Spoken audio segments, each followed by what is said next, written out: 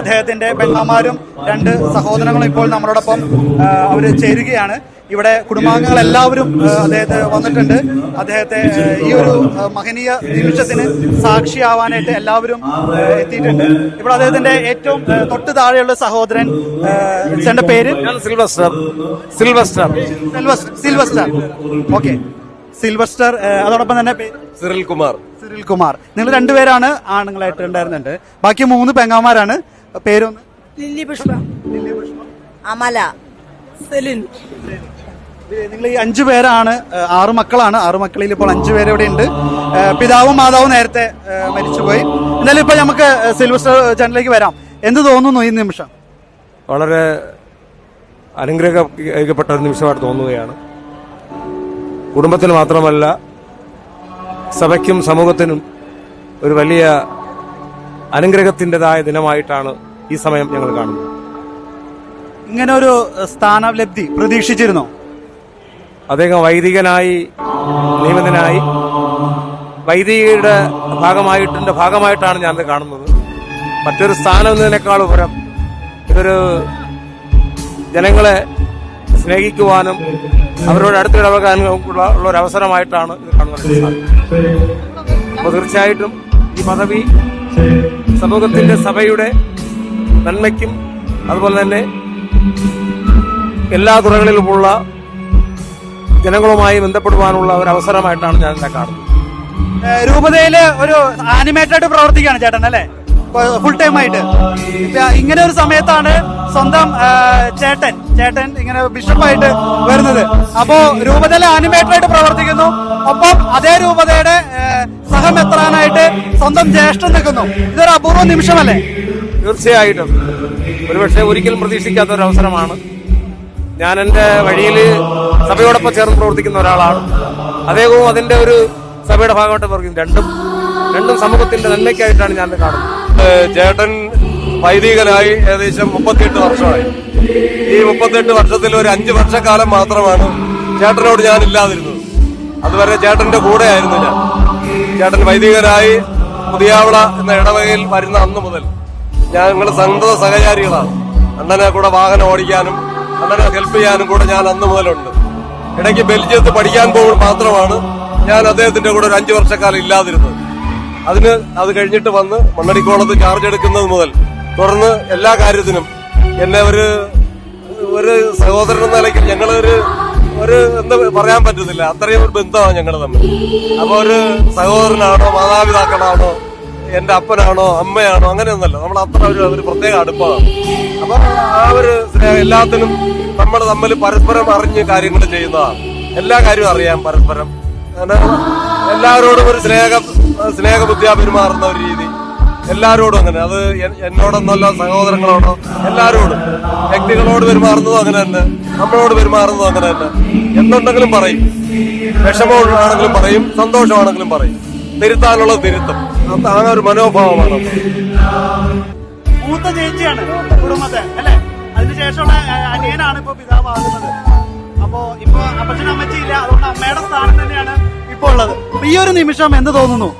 സന്തോഷം തോന്നുന്നു.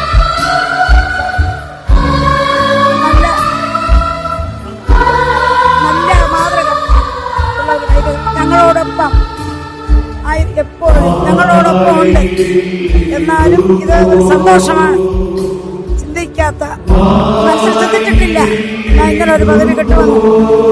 സന്തോഷം തോന്നുന്നു. വേറെ എങ്ങനെയായിരുന്നു പിതാവിന്റെ കുട്ടിക്കാലത്തൊക്കെ? എങ്ങനെയായിരുന്നു കുട്ടിക്കാലത്ത്? പാവമാണ്. 6 പേരിലും പാവം, എളിമയുള്ള ഒരു ജീവൻ, നല്ല സ്വഭാവം, ആരെ ഉപദ്രവിക്കാനൊന്നുമില്ല. ഒരു സ്നേഹമുള്ള ഇതായിരുന്നു. നന്നായിട്ട് ഞങ്ങളോടൊപ്പം സഹകരിച്ച് ജീവിച്ച ഒരു കാലഘട്ടമാണ് കഴിഞ്ഞു പോയത്. 10ാം ക്ലാസ് ജയിച്ചപ്പോഴാണ് സെമിനാരിൽ പോയത്. വൈദികനാകണമെന്ന ആഗ്രഹം പണ്ട് മുതലേ പറഞ്ഞിരുന്നോ? ഇല്ല, 10ാം ക്ലാസ് ജയിച്ചതിന് ശേഷമാണ് പോകുന്നെന്ന് പറഞ്ഞത്. എത്ര വർഷമായി അപ്പച്ചനും അമ്മച്ചും മരിച്ചിട്ട്? അമ്മ മരിച്ചിട്ട് 8 വർഷമായി.